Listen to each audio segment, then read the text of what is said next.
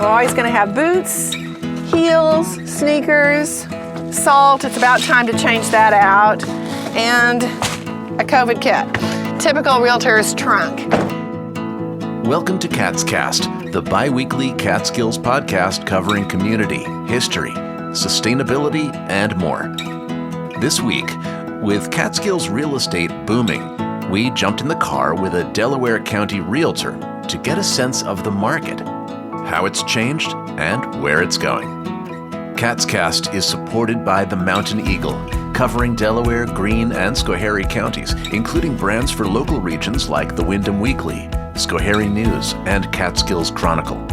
For more information, call 518-763-6854 or email mountaineaglenews@gmail.com. I met up with Peggy Bellar of the Catskill Dream Team, a realty office on Route 28 in Margaretville. Before we set out to see some houses, Peggy showed me around the office and showed off some unique amenities for Catskills house hunters. When we were looking for a space, we were looking for a rental space, and there really wasn't anything available that made sense to us. And we had this little house listed. And I said to my business partner, why don't we consider buying Ray Cole's house? And he's like, oh, that place, I don't like that place. And I'm like, that's because you're thinking of it as a residence on Route 28. It would be an amazing commercial space. I said, come in with some new, glasses on and look at it. And he looked at it and he agreed with me, and it was kind of perfect. It has this really sweet outdoor space with a fireplace. I've got gardens that I keep up and an old chicken coop. And when people walk in, they get this feeling like, I want this, but on 5 acres in the woods. And it gives them the place, the number one thing they need to do when they come here is use the restroom. They've been in the car for 3 hours, keep a ton of local products on hand, and we just have a chance to sit down, do our thing before we take them out. So this room is where we oftentimes meet clients. It's got this kind of homespun feel, but we've got the big gigantic Apple TV that we can show people, interesting things about the day. When people come up here, they don't even have any idea of the relationship of some of the villages they've shown us. I'll have people sending me listings from Hudson to Cooperstown and not really understand that there's a massive distance between them. So this gives us a chance to pop it up on the screen, show them the route for the day, talk about the various areas, and really look at documents in an easy way.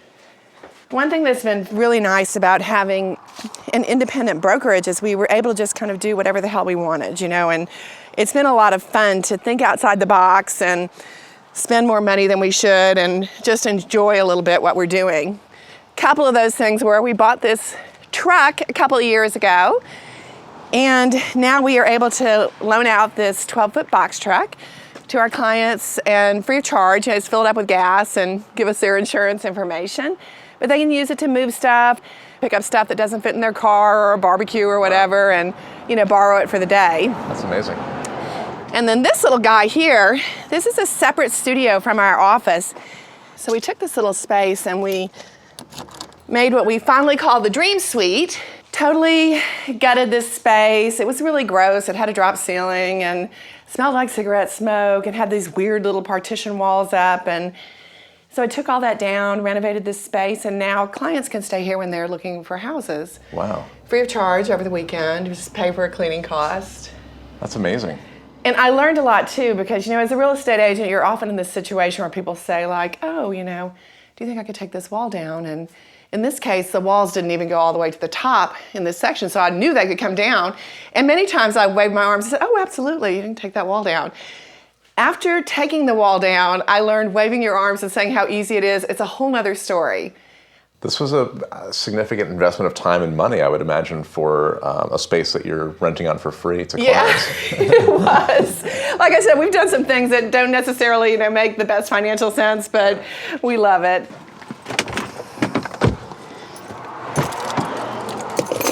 All right, so we're going to do a little house hunters Catskills style here. But the difference is I'm not buying a house. You're lucky to not be buying a house right now. It's definitely a time to be selling your house, not buying a house. The market has been consistently exploding is the best way to describe it over the past 3 years. And it literally went off like a little, bomb at the start of COVID. Prior to COVID, the average days on market was 220 days up here. People from the city would come up and see a house that had been on the market for 2 months, and they'd be like, oh, what's wrong with this house? And you'd be like, nothing's wrong with the house. It's just, it's a different market. It's a second home market. No one has to sell their home and no one has to buy a home. But that really flipped. For the past year, I pretty much plan on putting a house up on a Monday or a Sunday night, and hopefully we have it in contract by the end of that week. And that's been fairly consistent across the board. Does that go for all price levels or a certain type of house? That's a great question, because in the Catskills in general, we've always had this kind of sweet spot with houses, and that is what I call the cabin on 5 acres. Everyone comes up and wants to have a cabin on 5 acres. Pre-pandemic, these houses would sell like, $225 for one that needed some TLC. And you could get a pristine, turnkey, Instagram-worthy one, maybe even some of the furniture thrown in, for $325. Since COVID has happened, we watched that segment of the market literally more than double in some instances. Now you can't even find one that, if it needed really a lot of TLC, I'm sure it would sell somewhere in the mid-300s, maybe higher. And routinely towards the end of last year, we were selling that house in good condition, the perfect condition, at $575. So this year, one of the early listings that came on close to Bellar, I put it on and I thought, let me put it on at $575 because that's where we were landing. And we had a house that it is not closed yet, but it is going to be north of $700. So it's been crazy. I think right now I'm seeing a little bit of an adjustment start to happen. Nationally, we're looking at interest rates changing, and that has had a little bit of a cooling effect. Globally, I think just with all the political unrest, it always has an effect on people and how they think, and, especially with major investments. And beyond that, there's a little bit of fatigue from some of the buyers who have come 4, 5, 6, 7 times, put in bids and lost out. I've actually seen more and more where some of these buyers are asking their agents to do previews and FaceTime tours because they're like, I don't want to drive up there to look at this house that I might not get. So it's a very, it's a very strange market. It has been firmly in the seller's court, but I think that there may be some slight tapping of the brakes, a tiny bit, not much, Is there any separation between the second home cabin on 5 acre market and the full-timer just need a house market? One of the things that's been really distressing to me personally is the fact that it is so difficult for local professional people and young families, trying to find homes. It is next to impossible based on the typical incomes that people are making here. They're really getting priced out of this market. And even, it's fascinating, this year, the thing that I've seen more than I ever have in the past is the, rise of the pure D investor coming in. Pure D investor, you're wondering? Nope, it's not an investment term. By now, you've likely noticed Peggy's is not a New York accent. She grew up in Mississippi, and she throws out a Southern term here and there.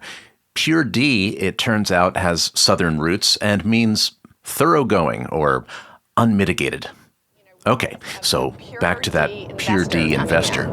In the past, you always had people who would be like, I want to buy this house and maybe I'll use it for a short-term rental on the weekends. I'm not using it. Or they may have some plan that they want to rent in the summer because they only come in the winter when they're skiing. But this year, I have literally seen people that are coming from all over, from downstate, from other parts of the country, and they are buying investment properties. 100%, they're using them for short-term rentals, and they're paying premium prices. That's been a big, dramatic change. So it's made it very tough for a lot of people who have traditionally enjoyed, the housing prices and being able to have a a way to live comfortably here. That's depressing. It's a little depressing, it is. It really is. I think there's a great need for more affordable housing. There's a great need for some new construction. And I've been really lucky. I've been working with this guy who is an investor. At this point, I don't even know how many properties I've sold him, probably 25. But he's got a mix in his portfolio. He's opened some new restaurants here. He has bought and flipped a couple of houses, but he's also just bought tons of super rundown houses, fixed them up, and provided a lot of apartments for local working people, which has been really great. And that feels nice to see someone doing that. So you don't think this is a bubble then? I don't think so. I think that at some point, we'll see a leveling of prices. Originally, I kind of thought, we're going to see this thing bust and prices will adjust down. But the truth of the matter is our prices have always been, in some ways, really undervalued. It's a unique area.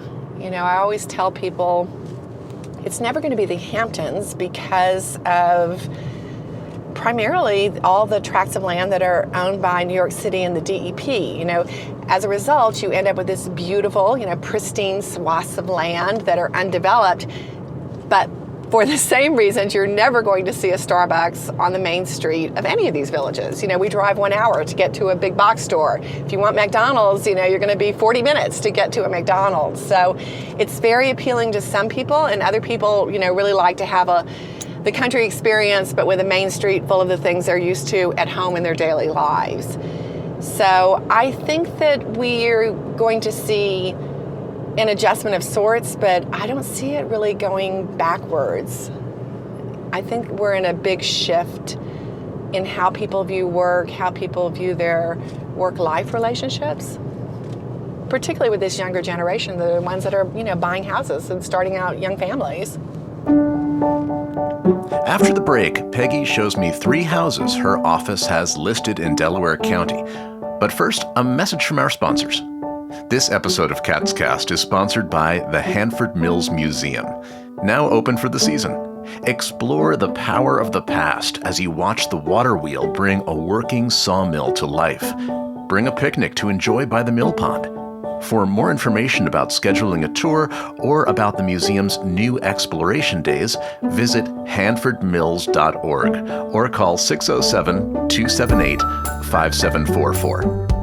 Catscast is also sponsored by the Central Catskills Chamber of Commerce, providing services to businesses, community organizations, and local governments in the Central Catskills region. Follow the Central Catskills Chamber of Commerce on Facebook. You can sign up as a business member and subscribe to a weekly email of local events at centralcatskills.org. Catskill Dream Team is a member of the Chamber. Are you?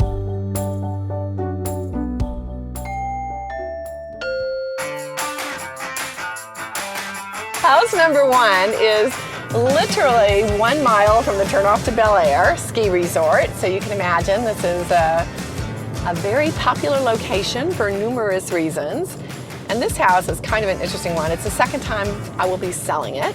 Sold it for the first owner several years ago. And at the time, when he was telling me about his saltwater pool and ozone operating chem-free hot tub, I was like, oh boy. That's so awesome, but most people don't know about it, and people really weren't into pools that many years ago because the pool life is kind of short here. But now I'm telling you, everyone wants a pool. Everyone now understands the saltwater pool. People love those chem-free hot tubs, so I think the house is going to do really, really well. And this new owner, super smart guy who did all the right things on this house to make it comfortable for people, particularly if they want to use it as a rental, which he was doing. So, he's done smart things and made it a smart house. You can now control the systems of the pool from your phone, and he's got a robot that cleans it, and really the only manual part of that is, having someone come in and bring in a hose every 3 weeks or so to top it off. So this house is really interesting the way he's laid it out. When you walk in, we just came in from the garage and we walk right into this small bedroom. The original owner kind of used this as a mudroom because he was living here full time. But with the advent of this being a short-term rental, this has been converted into one more space. Short-term rentals, you're always going to make a little more money with the bedrooms and the bathrooms. This is an Alta log home. This is a very traditional Alta layout where you've got, kind of open down here with a kitchen and family area and a loft upstairs. That's very, very common. You see this over and over again in houses of this era. But what they did here was tack on this addition, which makes a huge difference, both in terms of brightness, because it's full of skylights, but it gives you a larger family area, which a lot of people are looking for these days. The deck wraps completely around the entire house. A little path through his garden. There's a blue stone area out there with a fire pit. You just kind of check off the boxes on this one. Close to Bellar, fire pit, pool, hot tub. He's got it all, lots of bedrooms. He is selling this house furnished. So conceivably, you could literally buy the house and rent it the next day. So it's ready to go. Typically up here, most of the houses like this size, and they are, I call it the cabin on 5 acres for a reason. They usually are cabins on 5 to 10 acres. Occasionally you'll see one that's more on the 3 acres, but up here it's very common unless you're in a village. So this is the chem-free hot tub. This pool is crazy, it's so pretty. Wow, the pool is indoors. Isn't it cool? He painted these walls, like this dark color with that light wood, and then you got this sparkling blue pool. It's so pretty, and a cedar wood burning finish sauna.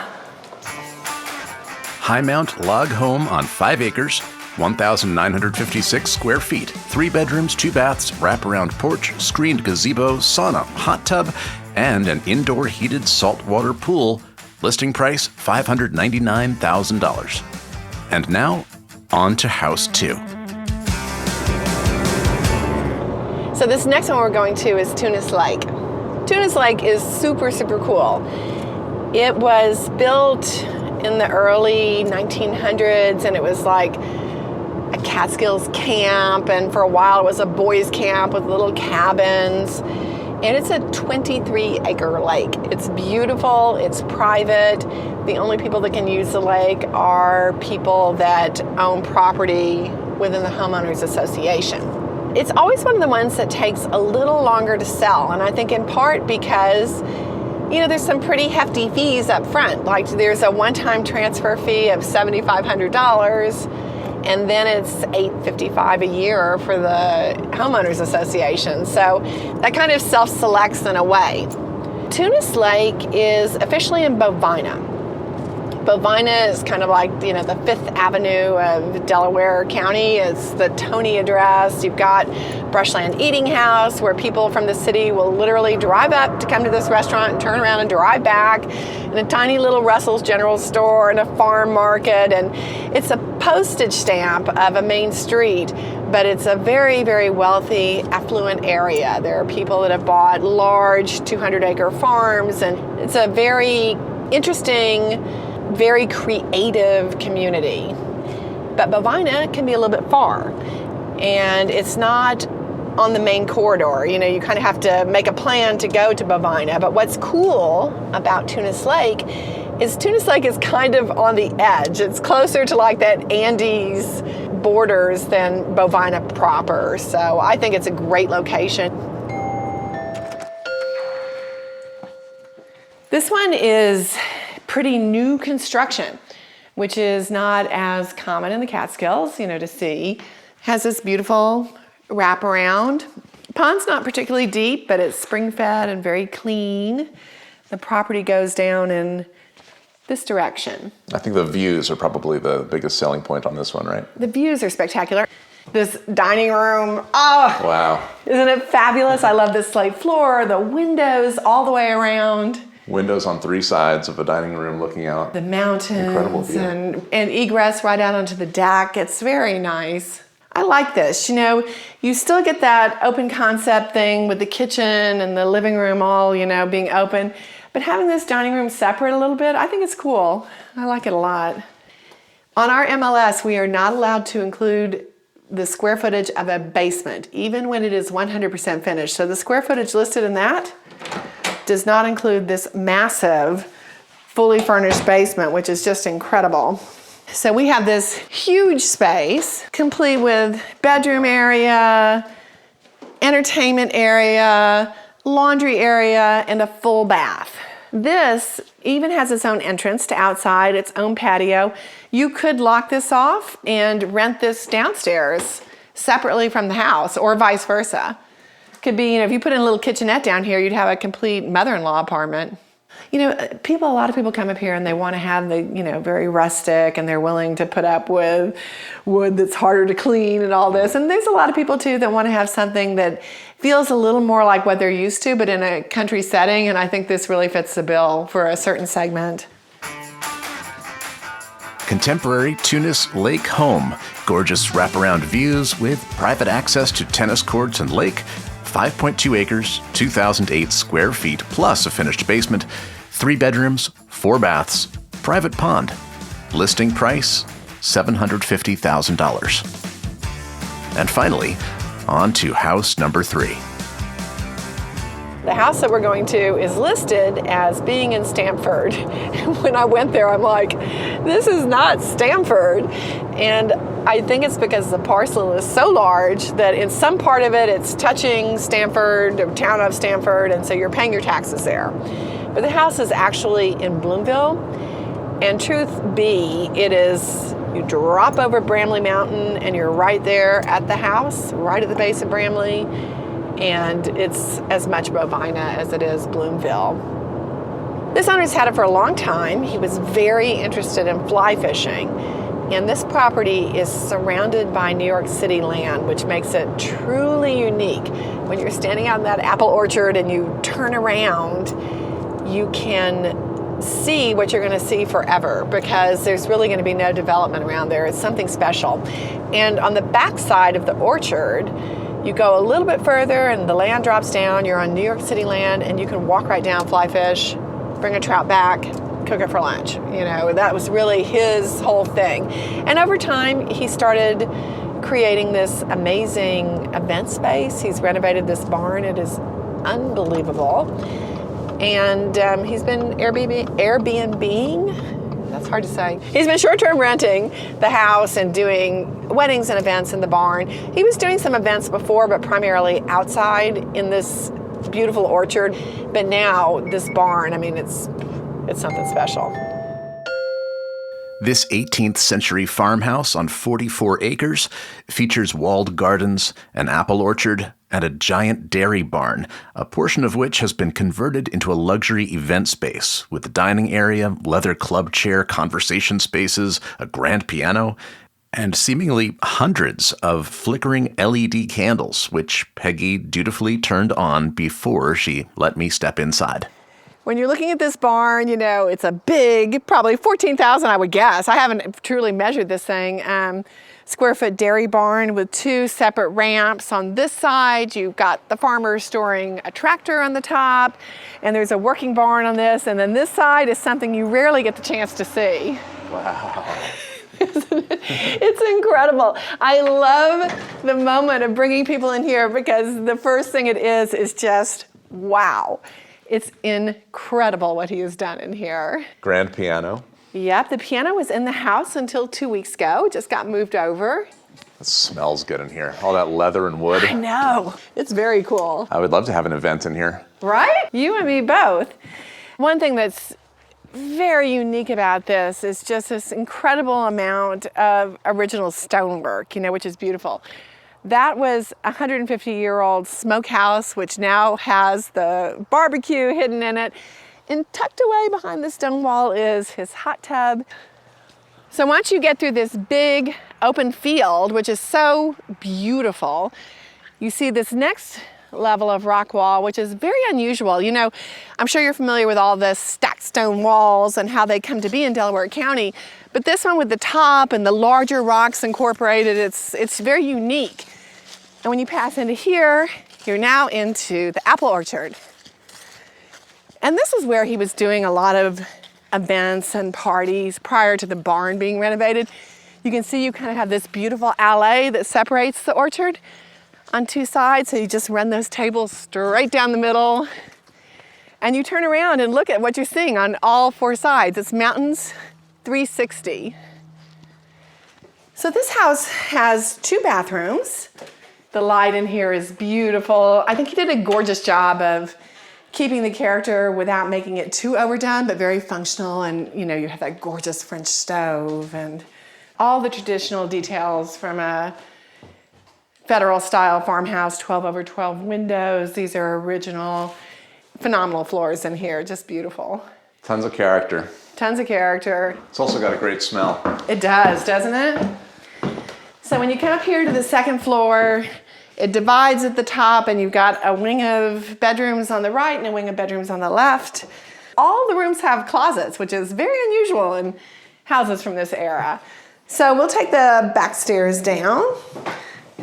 And there's a dinner bell here. Yes, ring the dinner bell. I love it. 1790s federal-style farmhouse, 4,188 square feet with 6 bedrooms and 2 baths. Shares 44 acres with a 2-story dairy barn, plus apple and pear orchards, a pond, and panoramic mountain views. Listing price, $1.5 million. If I had to pick one, I'd go with the High Mount Log Home, with that amazing indoor pool and comfortable accommodations for many weekends of ski vacation fun. But I'm out of luck, it seems. Peggy tells me it's in contract for about $150,000 above the asking price. The Tunis Lake home is still available, though, for $750,000.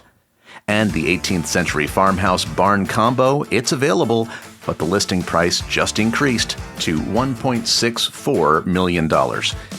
I'm glad I came up here when I did, and I hope you are too. But if you're considering selling, now may be a good time. Many thanks to Peggy, Bellar, and the Catskill Dream Team for showing me around, and thanks to our sponsors, the Mountain Eagle, Hanford Mills Museum, and the Central Catskills Chamber of Commerce. The Catskill Dream Team and this podcast are both proud members. Links to our sponsors and lots more at catscast.com. Catscast is a production of Silver Hollow Audio. I'm Brett Barry. Thanks for listening, and we'll see you again in 2 weeks.